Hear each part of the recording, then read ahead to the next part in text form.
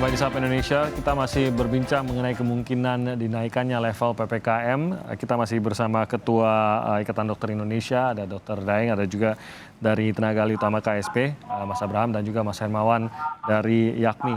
Mas Hermawan, mungkin yang ada di benak masyarakat adalah sebenarnya adakah kemungkinan kita akan kembali ke level-level PPKM sebelumnya yang mungkin sangat ingin dihindari oleh masyarakat karena banyaknya batasan yang terjadi baik itu dalam aktivitas rumah tangga mereka maupun dalam pekerjaan mereka dan lain-lain, dan apa sebenarnya indikator yang akan bisa memaksa kita untuk kembali ke level-level PPKM yang tinggi tersebut?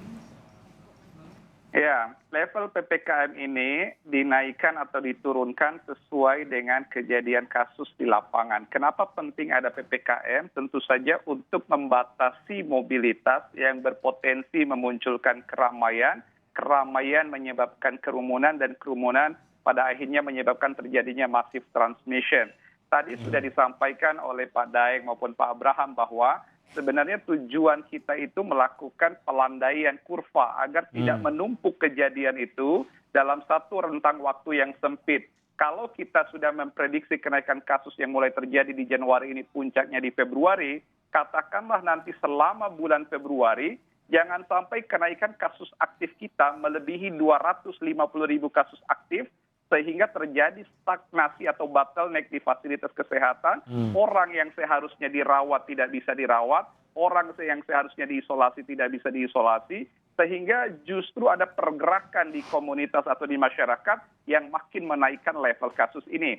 Kita juga belajar dari kejadian yang sudah menimpa negara lain untuk badai Omikron ini. Di Inggris dan Amerika itu juga terjadi occupancy rate yang tinggi untuk fasilitas kesehatan termasuk rumah sakit. Nah, kendati Omikron ini bergejala ringan, tetapi kalau kenaikan kasusnya itu signifikan, kita ambil contoh ya, pengalaman kita di bulan Juni dan Juli, kasus kita menyentuh 500.000 kasus aktif. Sebagian kita sudah mengatakan tanda kutip kolaps atau terjadi stagnasi di vaskes itu luar biasa dan itu udah overload sudah. Nah, Indonesia hemat saya memiliki kemampuan untuk menahan kasus dalam satu waktu kejadian itu sekitar 250 sampai 260.000 kasus aktif.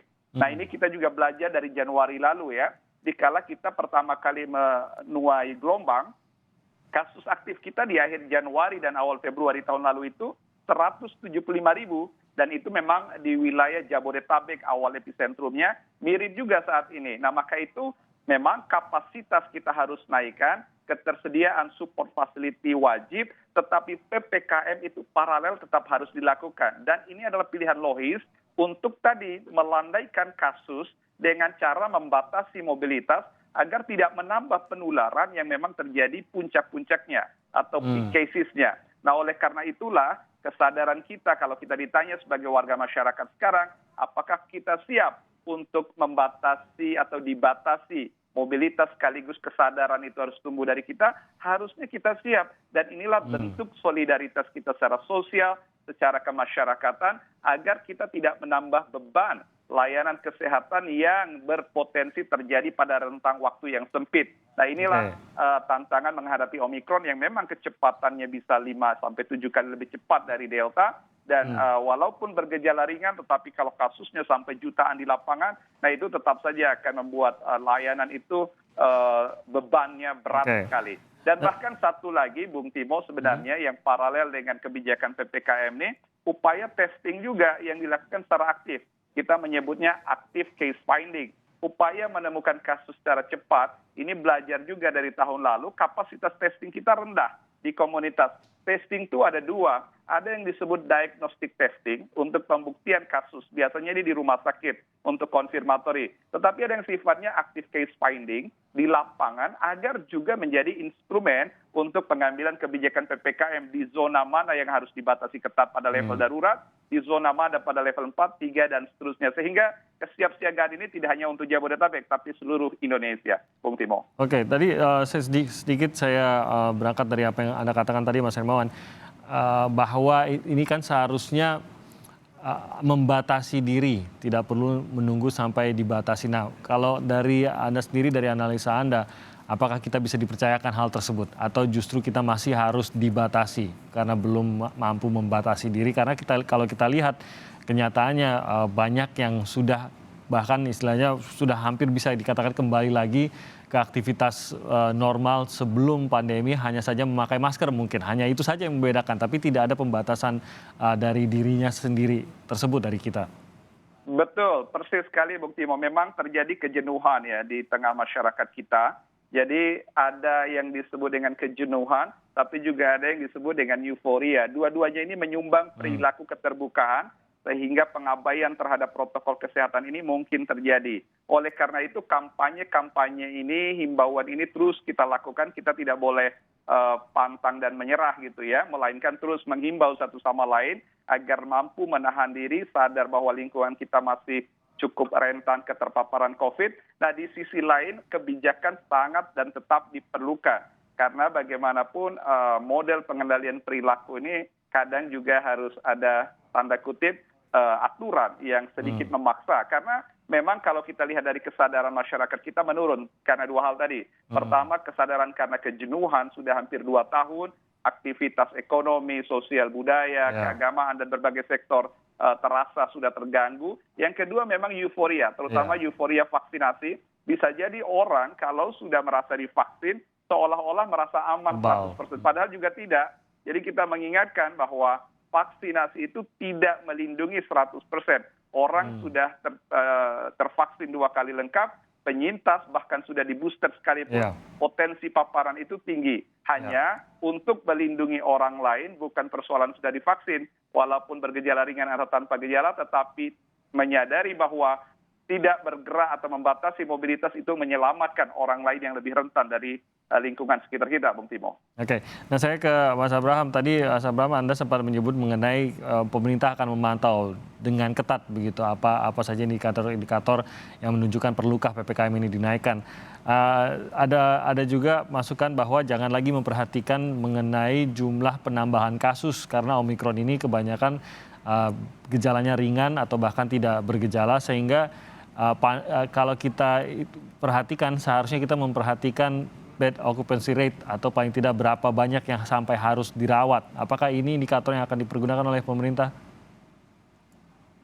Ya, Timothy. Jadi baik angka kasus, angka bed, termasuk juga angka kematian dan capaian vaksin ini semua masuk dalam penghitungan assessment level PPKM.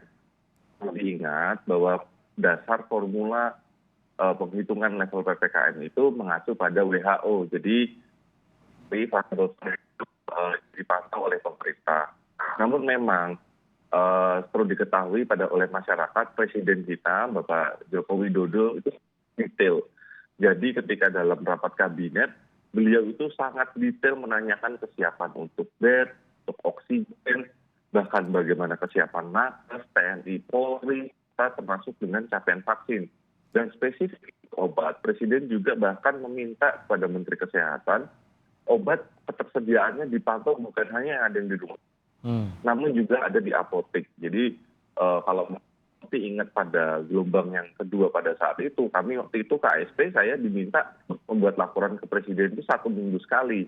Tapi ketika kasus puncak, saya diminta bikin laporan 2 hari sekali. Jadi segitu detailnya. Jadi nanti ketika kondisi semakin tentu kita akan memonitor perkembangan bahkan day-to-day, bahkan jam per jam itu akan kita monitor perkembangan. Itu kita monitor sampai terutama untuk oksigen. Jadi tidak perlu dikhawatirkan oleh masyarakat. Lalu betul sekali, saya kira masukan dari Dr. Daeng maupun Pak Hermawan sangat baik semua. Pemerintah terutama berusaha bagaimana ketika pengetatan ini bukan hanya mengacu pada semacam kepatuhan dari masyarakat, ada sifat pemaksaan dari pemerintah. Namun sifat pemaksaan dari pemerintah itu mengacu pada level PPKM tadi. Jadi sebagaimana Pak Timo, mungkin Mas Timothy mengetahui, betul pemerintah akan memaksa nih WFA, WFO, tapi juga berapa persennya itu kan mengacu pada level PPKM. Karena juga bagaimana persentase yang bisa di restoran, persentase yang masuk ke ruang publik, Nah, semua itu semakin tinggi level PPKM, maka pemerintah akan memaksa semakin perketat untuk aktivitas masyarakat. Jadi kita balance. Nah, yang mungkin sedikit rada kerepotan dari pemerintah adalah bagaimana pembatasan yang ke luar negeri. Jadi sampai nanti siang kami akan ada rencana dengan imigrasi, karena definisi terkait antara orang berwisata atau bekerja itu tidak segamblang itu, Timothy. Jadi kenyataannya banyak juga yang keluar bilangnya untuk wisata, tapi sebenarnya bekerja dan sebaliknya. Jadi ini yang nanti akan kita bahas pada siang hari ini. Harapannya ke depan kita akan semakin perketat semuanya, termasuk pintu-pintu masuk kita dan pintu keluar kita, dan kesiapan di dalam negeri tidak perlu ada yang dikhawatirkan. Jadi setuju dari Dr. Daeng, menurut saya kunci sekali bahwa kepanikan tidak ada gunanya. Jadi tidak ada yang perlu terlalu khawatirkan, tidak ada ibarat kata baru memiliki anak mungkin ketika pertama demam, kedua demam, itu kekhawatirannya sangat berlebih. Namun semakin sering kita menghadapi COVID ini, kita semakin menyadari karakteristiknya seperti apa, kapan harus ke rumah sakit kita juga semakin tahu. Jadi dengan semakin paham, harapannya masyarakat juga semakin dewasa dalam menghadapi COVID-19. Oke, terakhir saya ke Dr. Daeng, apa sebenarnya rekomendasi khususnya dari ID, Dok, terkait dengan terus merebaknya kasus varian Omikron ini, dan sebenarnya selalu dikatakan oleh para ahli bahwa angka yang kita ketahui saat ini sekitar 700 positif Omikron, ini sebenarnya hanya benar-benar permukaan dari gunung es gitu. Sebenarnya kemungkinan Omikron ini sudah menyebar lebih jauh dan kita harus sangat berhati-hati meskipun kita tidak berinteraksi dengan seorang yang diketahui Omikron, tapi tidak berarti kita belum pernah berinteraksi dengan orang yang sebenarnya positif Omikron. Apa rekomendasi dari ID terkait hal ini? Ya, sebenarnya Mas Timothy jurusnya sama Mas Timothy, karena kita sudah pengalaman 2 tahun ya. Karena ini sudah transmisi lokal dan kita harus betul-betul monitoring, assessment. Maka senjatanya adalah mencari kasus sebanyak-banyaknya dengan early detection. Jadi tracing, testing itu harus digiatkan supaya mendapatkan betul-betul data yang akurat, apakah kita perlu pembatasan atau tidak. Yang kedua, masyarakat ini sudah mulai memilah-milah gitu. Seperti caranya Bapak Presiden, Pak Menko Marves, sudah mengurangi aktivitas-aktivitas yang mungkin tidak diperlukan dalam kegiatan produksi.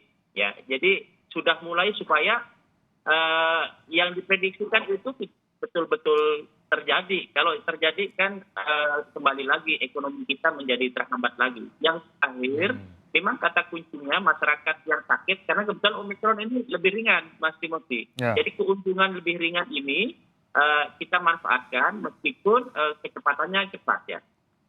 Prediksinya kan meskipun banyak yang tertular itu kan gejala ringan dan tidak bergejala. Oleh karena itu selain rumah sakit, barangkali Pak Abraham kalau boleh kami usulkan itu shelter-shelter untuk menampung gejala ringan supaya seluruhnya tertampung dan masyarakat merasa dirawat dengan baik, tidak panik, itu barangkali mulai dipikirkan Pak Abraham. Mungkin itu yang dapat kami usulkan. Ada kekhawatirankah bahwa akan banyak pasien Omikron ini yang menangani di rumah saja, sampai tadi Anda mengatakan bahwa mungkin ada baiknya ada shelter untuk mereka yang bergejala ringan? Ya, kalau berkaca di gelombang kedua, Mas Timothy, itu ada kekhawatiran ke sana. Oleh karena itu, kebijakan konversi di rumah sakit sudah mulai disiapkan, kemudian menyiapkan shelter-shelter seperti gedung-gedung dan gor itu mulai dipersiapkan. Yang penting dipersiapkan begitu lonjakan itu terjadi, kita sudah secara cepat bisa menyediakan untuk menampung masyarakat. Karena kadang-kadang masyarakat, Mas Timothy, itu meskipun kita minta jangan panik, bisa di rumah, kita dampingi dengan telemedis, kadang-kadang masih saja mencari tempat perawatan karena yang bersangkutan ingin didampingi dan dirawat secara maksimal oleh tenang ya. Iya. Oke, mungkin itu yang perlu menjadi perhatian juga khususnya untuk pemerintah dan maupun tenaga kesehatan terkait dan fasilitas kesehatan terkait. Terima kasih Dr. Daeng sudah hadir bersama kami pagi hari ini. Mas Hermawan juga terima kasih. Mas Abraham juga terima kasih. Sehat-sehat terus dalam bertugas. Terima kasih sekali lagi sudah hadir sampai besok pagi. Sehat selalu Salam buat sehat kita semua. semua. Sehat selalu. Terima Indonesia kasih. sehat.